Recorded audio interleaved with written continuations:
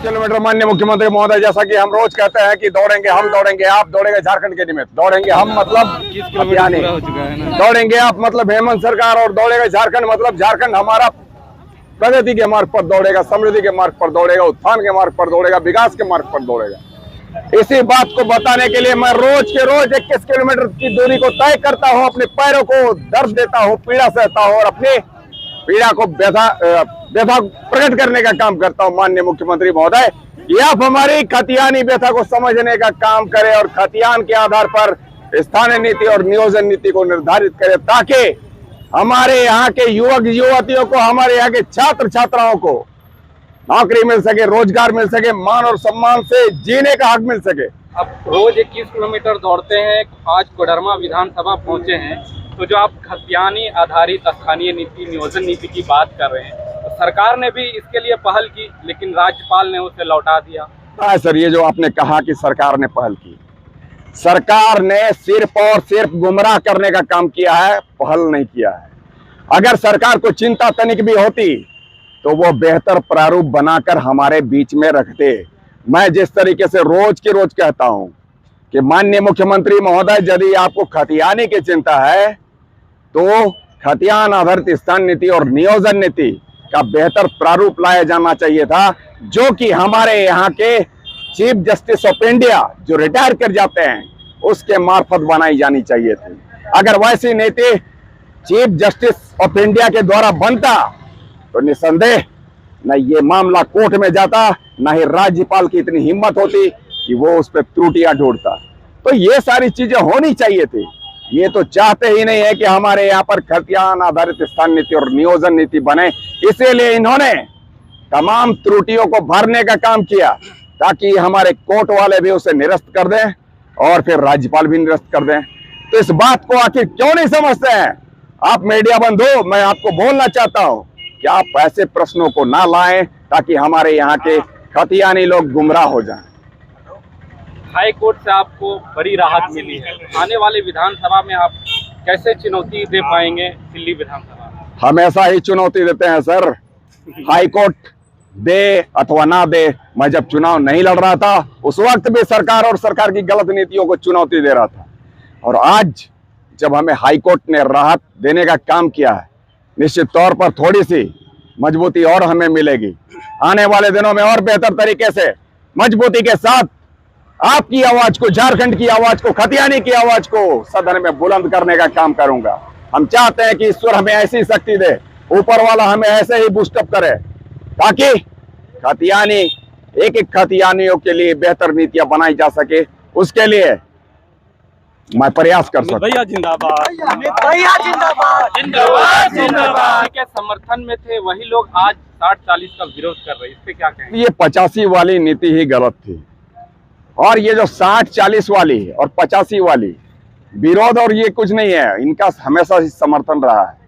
जो 85 का सपोर्ट करते थे वही व्यक्ति 60-40 का भी सपोर्ट करते थे, अभी भी करते हैं, और ऐसे तमाम लोगों को हम पुरजोर विरोध करते हैं जो कि 60-40 का सपोर्ट करते हैं, 1985 का सपोर्ट करते हैं। हेमंत जी कतई नहीं चाहते हैं, ये सरकार कतई नहीं चाहती थी, जबकि मैं बताना चाहता हूं कि इनका जो विरोध होता था रघुवर के कार्यकाल में या फिर उससे पहले की कार्यकाल में, जो कि यहाँ पर एनडीए की सरकारें रही, वो सिर्फ और सिर्फ दिखावा था, ढोंग था, छलावा था, गुमराह करने वाला था, इसके सिवा कुछ नहीं था।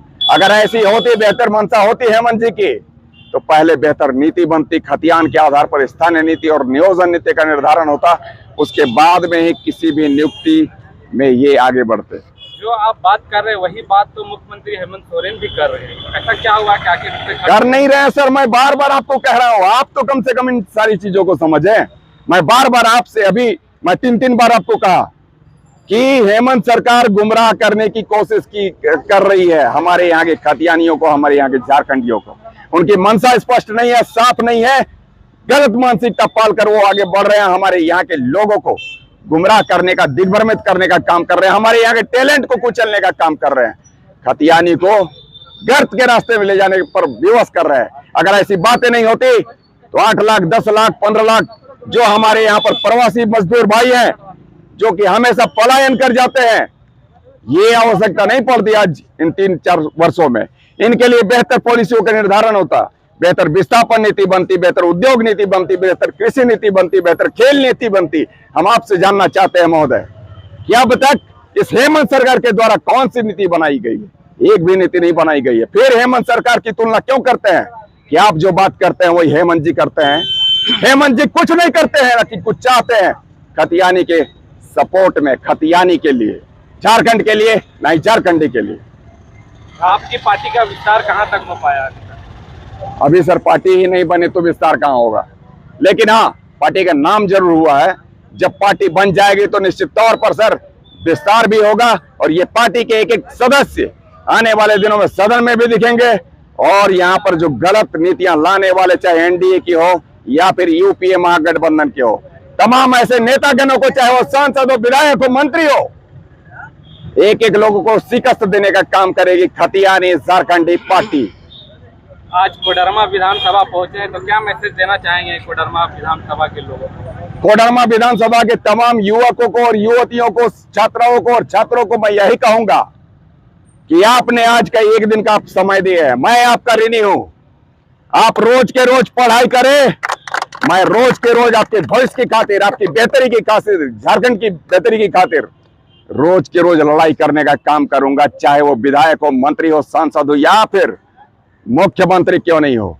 रोज के रोज आपके हित के लिए आवाज उठाऊंगा, आवाजें बुलंद करूंगा। मुझे जो कुछ भी करना पड़े, सड़क हो या फिर सदन हो, लड़ाइयां लड़ता रहूंगा। अमित महतो जिंदाबाद, जिंदाबाद, जिंदाबाद। महतो जिंदाबाद, जिंदाबाद, जिंदाबाद। अमित महतो जिंदाबाद, जिंदाबाद, जिंदाबाद। झारखंड बने 23 साल हो गए हैं। यहाँ के युवा हमेशा थके जा रहे हैं।